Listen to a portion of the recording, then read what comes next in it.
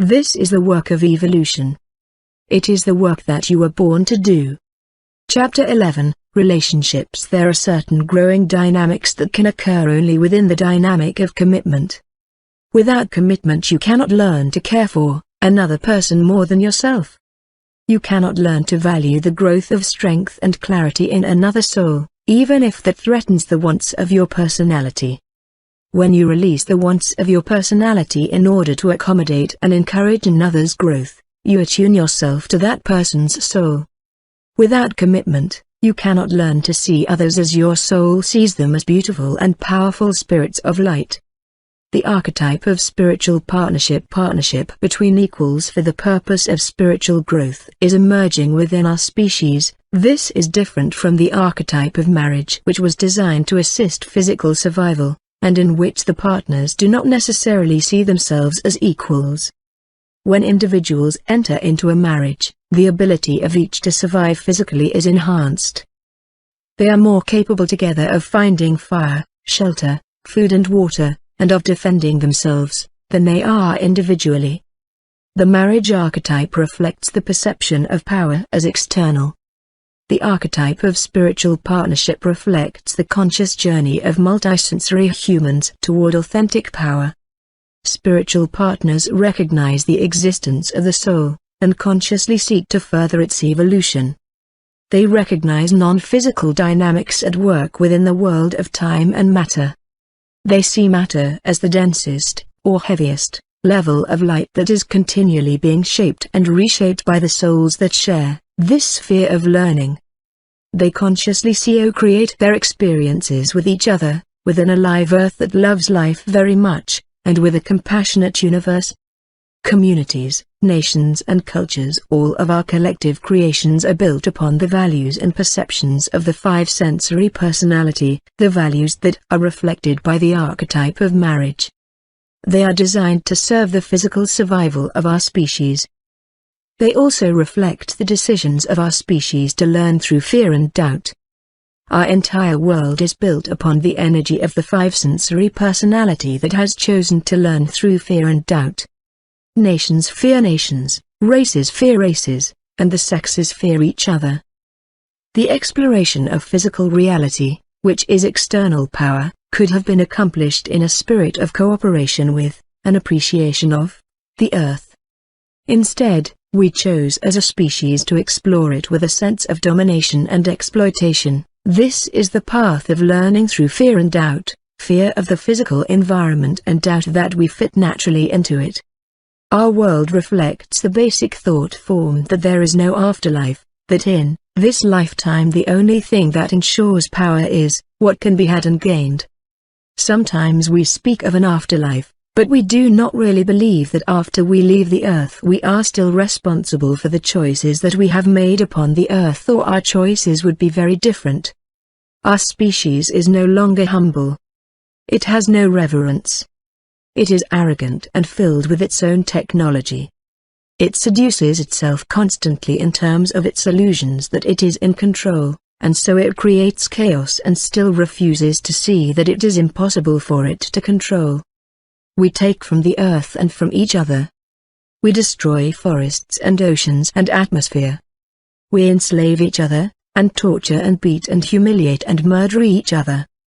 When the archetype of spiritual partnership of individuals joined in equality for the purpose of spiritual growth emerges at the level of community, it creates values and perceptions at that level that reflect those of the multisensory personality. Just as individuals that bond in spiritual partnership and choose to express their bond through the convention of marriage infuse the energy of spiritual partnership into the archetype of marriage, and thereby create new values and behaviors within marriage, individuals that join in spiritual partnership at the level of organization, city, nation, race and sex infuse the collective consciousnesses of these levels with the energy of spiritual partnership, and create new values and behaviors at these levels. The evolutionary process that occurs at the level of the individual is the same process that occurs at each level of interaction between individuals. When an individual invokes the energy of the archetype of spiritual partnership, not only the partnership that it forms with another individual is affected, but also its community, nation and the global village. Your decision to evolve consciously through responsible choice contributes not only to your own evolution, but also to the evolution of all of those aspects of humanity in which you participate. It is not just you that is evolving through your decisions, but the entirety of humanity. If you wish the world to become loving and compassionate, become loving and compassionate yourself. If you wish to diminish fear in the world, diminish your own. These are the gifts that you can give. The fear that exists between nations is a macrocosm of the fear that exists between individuals.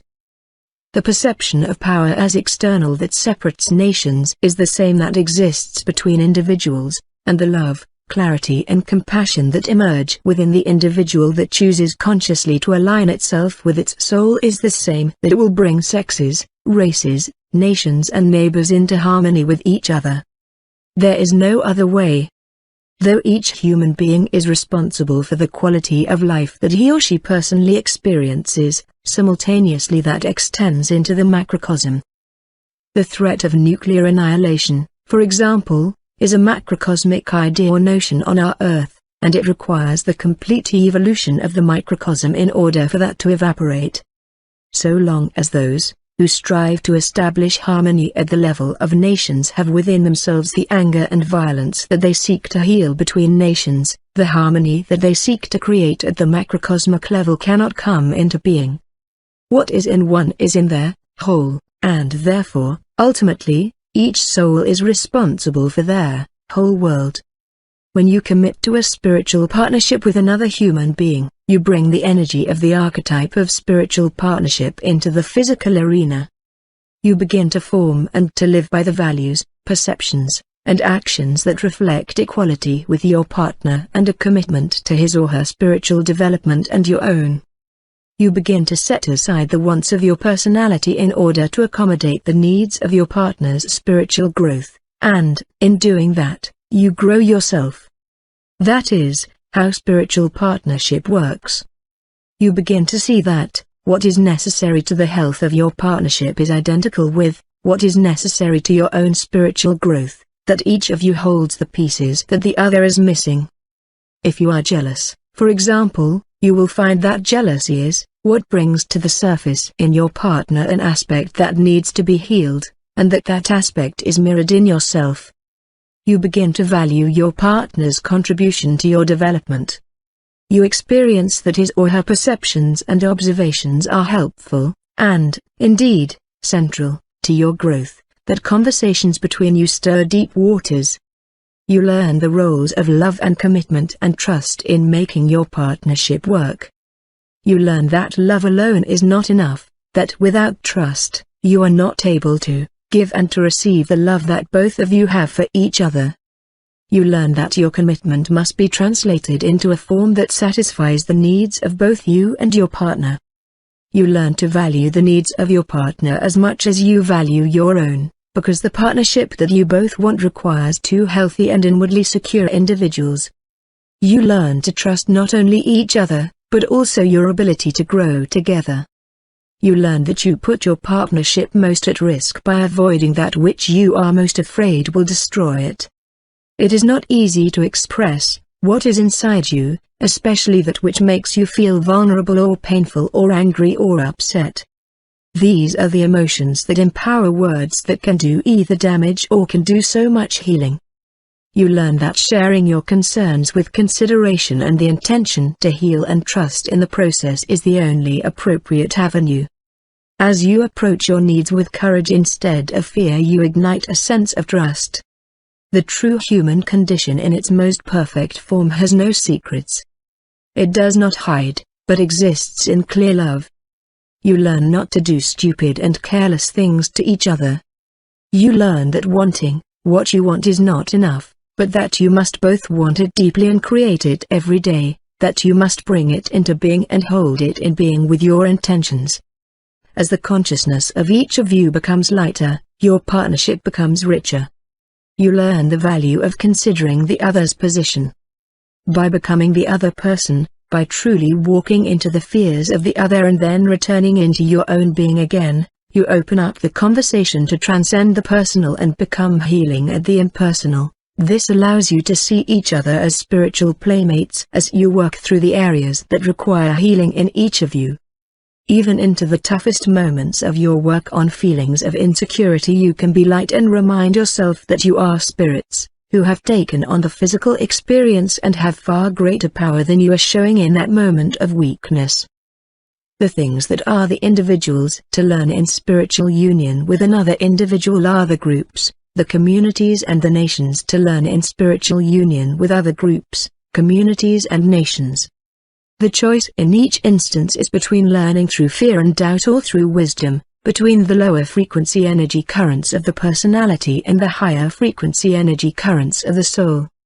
If the anger of one personality toward another creates distance, shatters intimacy and causes defensiveness, the anger of one nation, or religion, or sex toward another produces the same. If the concern of one personality for another produces closeness, appreciation and the mutual regard, the concern of one nation, or religion, or community for another produces the same. The dynamic is identical. You are related to every form of life upon this planet and beyond.